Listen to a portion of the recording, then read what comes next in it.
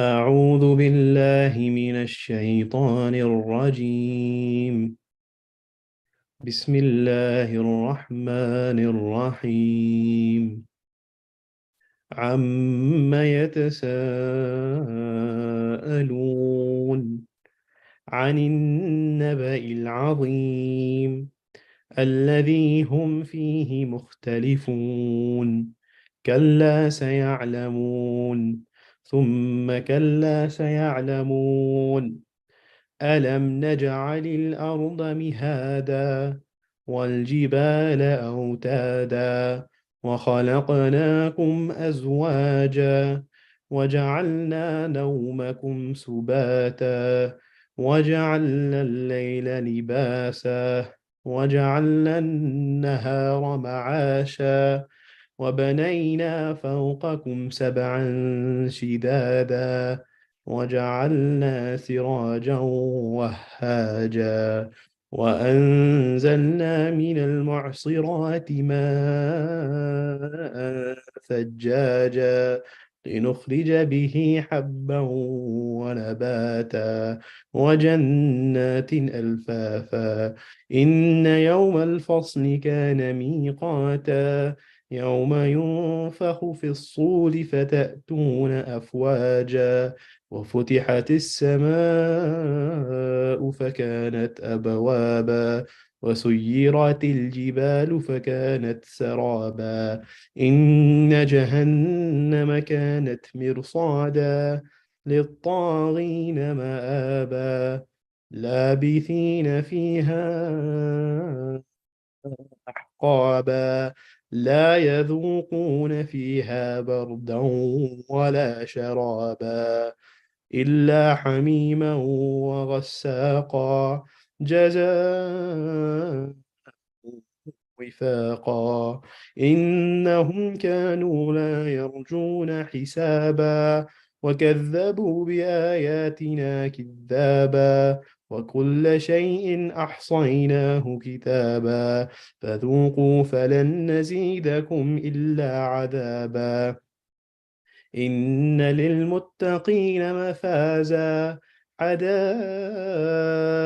وأعنابا وكواعب أترابا وكأسا دهاقا لا يسمعون فيها لغوا ولا كذابا جزاء من ربك عطاء حسابا. رب السماوات والأرض وما بينهما الرحمن لا يملكون منه خطابا. يوم يقوم الروح والملائكة صفا لا يتكلمون إلا من أذن له الرحمن وقال صوابا. ذلك اليوم الحق فمن شاء اتخذ إلى ربه مآبا. إنا أنذرناكم عذابا قريبا يوم ينظر المرء ما قدمت يداه ويقول الكافر يا ليتني كنت ترابا. صدق الله العظيم.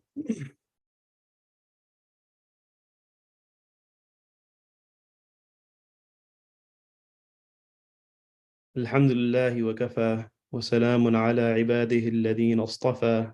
أما بعد، فأعوذ بالله من الشيطان الرجيم. بسم الله الرحمن الرحيم. الله ولي الذين آمنوا يخرجهم من الظلمات إلى النور. سبحان ربك رب العزة عما يصفون وسلام على المرسلين والحمد لله رب العالمين. اللهم صل على سيدنا محمد وعلى آل سيدنا محمد وبارك وسلم.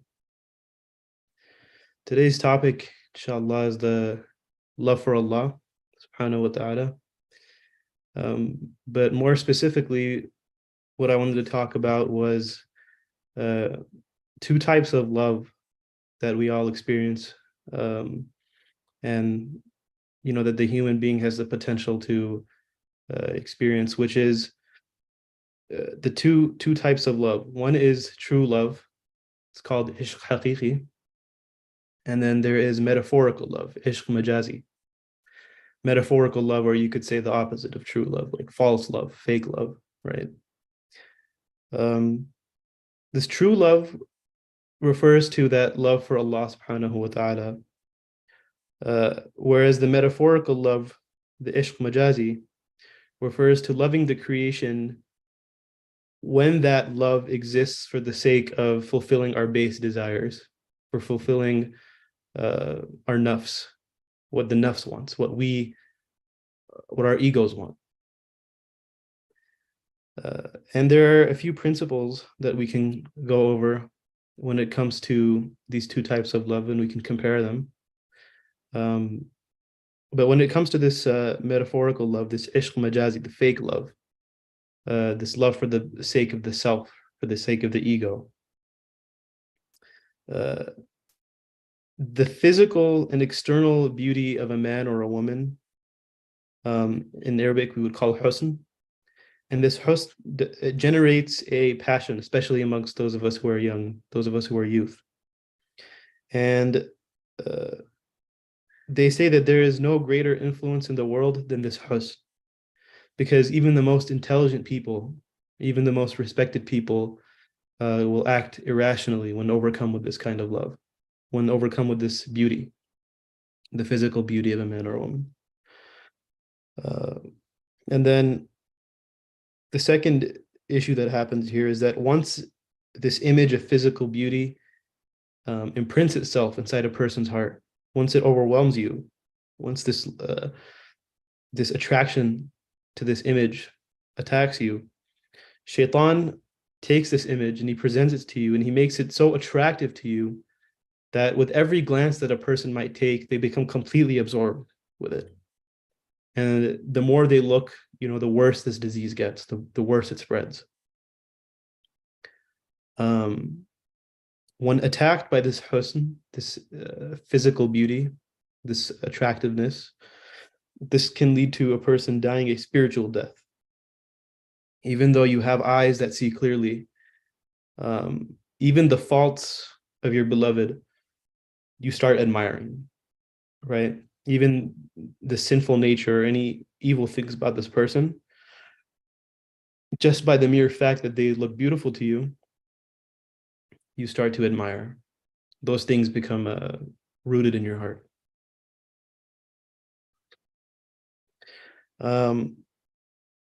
This husn, you can describe it like the foam on the crest of the ocean wave, right?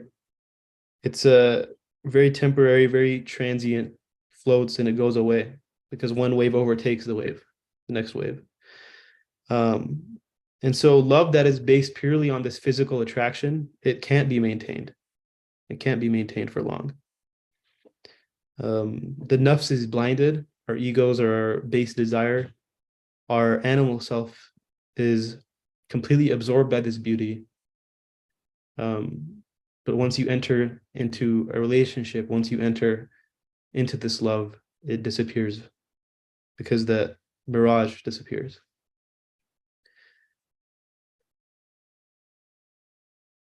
Now, the other issue with this ishq majazi, with this fake love, is that it is very shallow. It's very hypocritical. Because from afar, when it overwhelms you, you say that I'm in love, right? You think that I'm an ashiq for this person or for this beauty.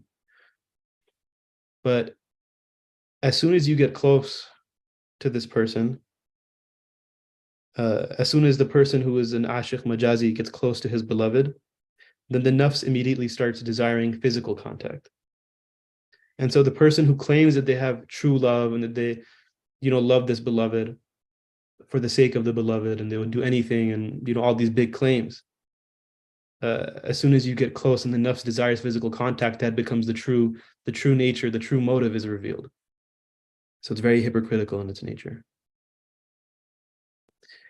And when love degrades, this is a creation of Allah's husn, this beauty that He has given men and women. And so when love degrades, this beauty simply for the sake of fulfilling the lustful desires and so simply for these selfish wants, then the humanity is taken out of it, right? That respect, that humanity. And the truth is that no face is as attractive as it may seem from a distance, right? Somebody's voice may sound very beautiful from afar, but when you get closer, it's not as beautiful anymore. So that would then mean that the reality of this physical attraction actually is based on distance, right? It's very volatile.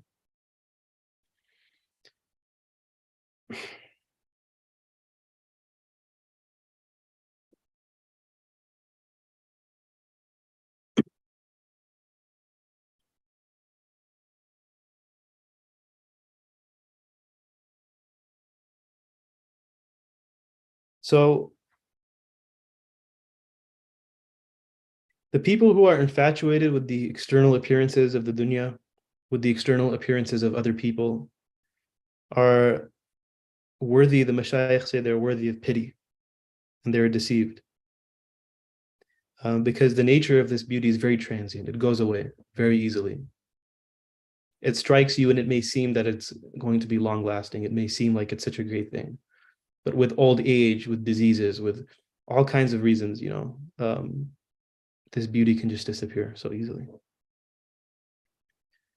And this is one aspect of our human life, is that we need to be able to fulfill these physical needs. But Allah subhanahu wa ta'ala has ordained for us to satisfy these through marriage, through nikah. And when it comes to these fulfilling these base desires for the sake of the nafs, there is no end to these desires, right? One step leads to another step, leads to another, and it's never enough, right? The nafs stays hungry for more. The more you give it, the more it's a beast that wants even more. And so it's impossible to fulfill these desires. And without fulfillment, you end up sad, empty, right? And that's why in Islam, it's been ordained for us that we have to keep our gazes down, that the way to fulfill these desires is through nikah. And there are so many rules about, who's a mahram, who's a ghair mahram. And it's important that these be respected because they put humanity into this kind of love.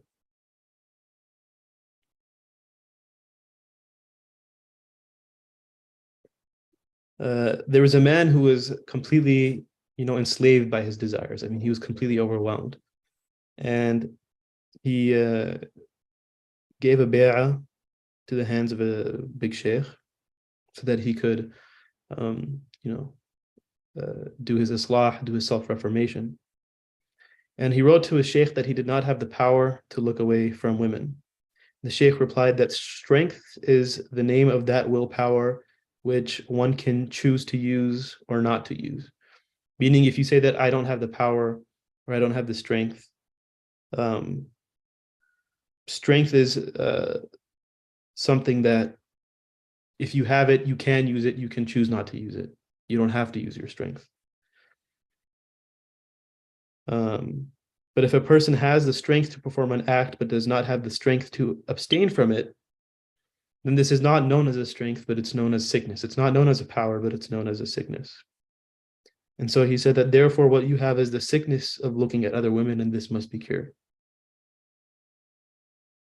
The man wrote back and he said that, Sheikh, now that I only look once because the first glance is pardoned, the first glance is halal.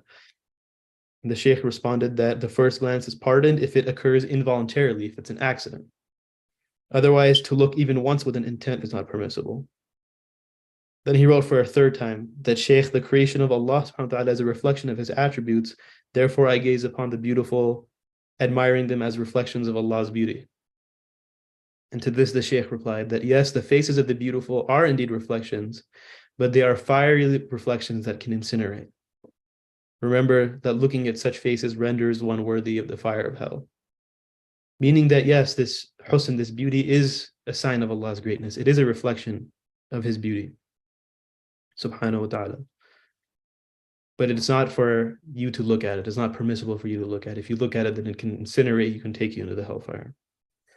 So then the man finally wrote back again to his sheikh, and he said that he had completely made tawbah from this and he would stop. There's another story that comes about this ishq majazi that shows us how volatile, how temporary it is, how fake it is. There was a man who once went to the khanqah, right, the sanctuary, the lodge of his sheikh, so that he could spend some time there and work on his self-reformation. And a lot of the times he was busy in, serving in the kitchen, right? And so sometimes a woman would come to clean the area, and the man would kind of sneak in a glance at this woman. And this woman noticed this attention, and being a chaste and a righteous woman, she went to the sheikh and she actually complained that he keeps lustfully looking at me. He glances at me like this. So the sheikh became disturbed by this and decided to come up with a plan to teach the student, to reform the student, to reform and cure this sickness within him. So in the meantime, the cleaning woman became ill with diarrhea. And when the sheikh came to know of her condition, he sent a message for her to use a specific bathroom, right? And she did what she was told. After a few days, she started to feel better, but she was very weak, and she looked very emaciated. And so when she returned to the kitchen to clean, the man stopped looking at her. He didn't care anymore because she no longer appeared that attractive to him. So the woman then informed the sheikh that, look, his behavior is changing like this. And then he called the man and he pointed at that bathroom that she had used a few days ago. And he said, go look, over there is your beloved. So the man went in there to see, and all he found was a pile of feces and excrement, filth. And, he was disgusted and he was surprised, and he asked the sheikh that, how could this be my beloved? So the sheikh told him that at first, when this cleaning woman would pass by, you would, gaze at her, you would stare at her. And when she became sick, this is the same filth that came out of that body that you were looking at. And then when you saw her after she had been struck by her illness, by her sickness, and the way her face had changed, you looked away. So it seems like, what your beloved was this filth that had left her body. So then this murid, the seeker, had sought forgiveness, and he had made a sincere tawbah about this. So that's a good story to illustrate, the reality of this ishq majazi, of this fake love.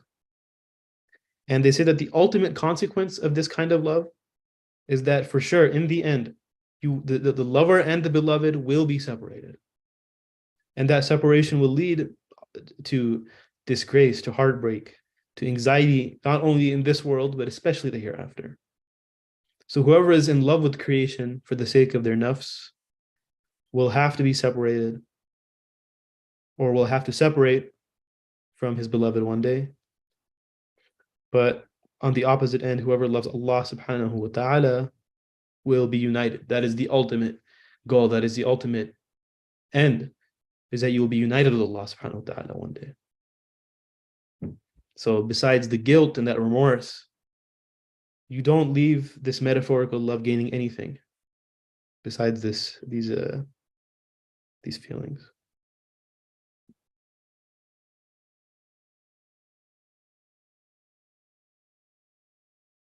So this true love is the love for Allah subhanahu wa ta'ala, and this metaphorical or fake love is loving the creation for the sake of yourself, for the sake of desire that you may feel, because of outward beauty most likely, right?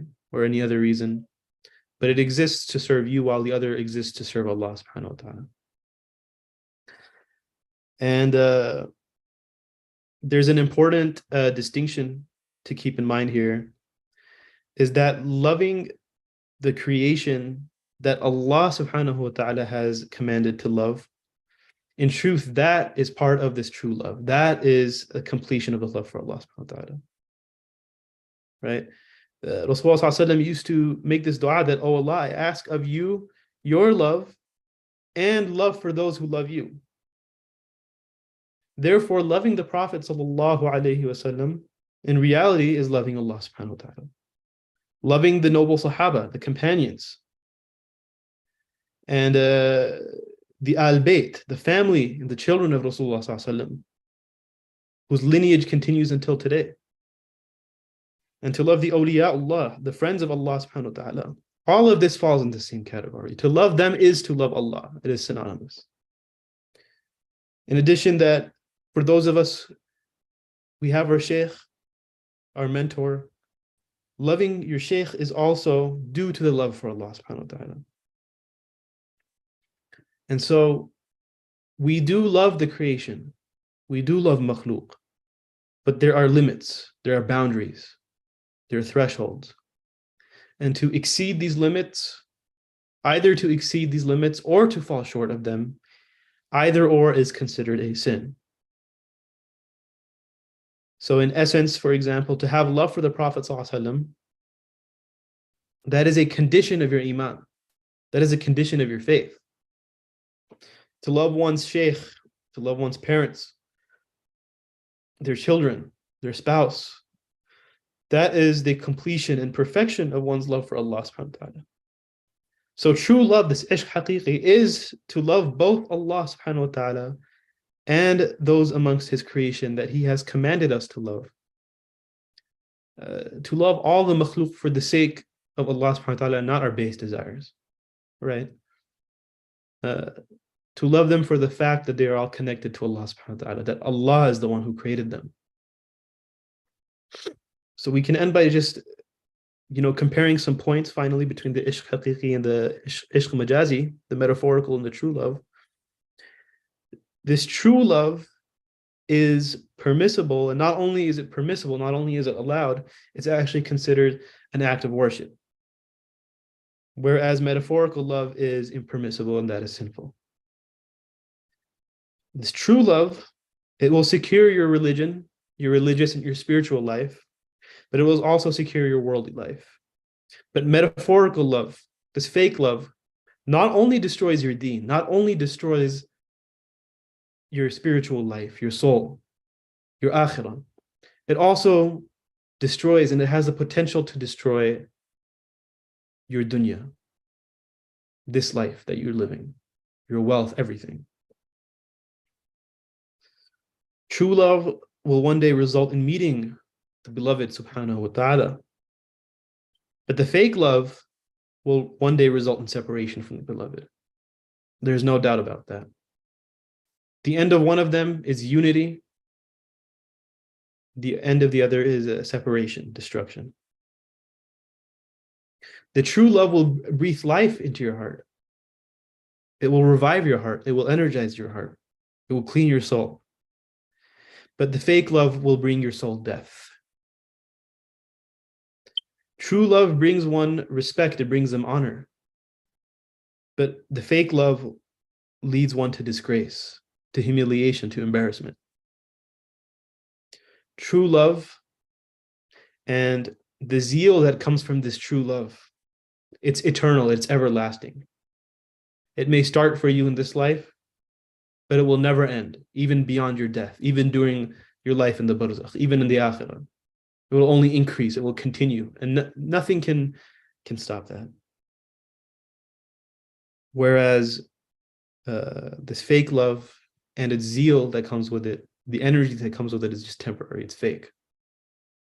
People fall in love, but only a matter of time. The time passes by and then these same people can hate each other. And they burn out. The true lover's final destination is Jannah, and the fake lover's final destination is Jahannam.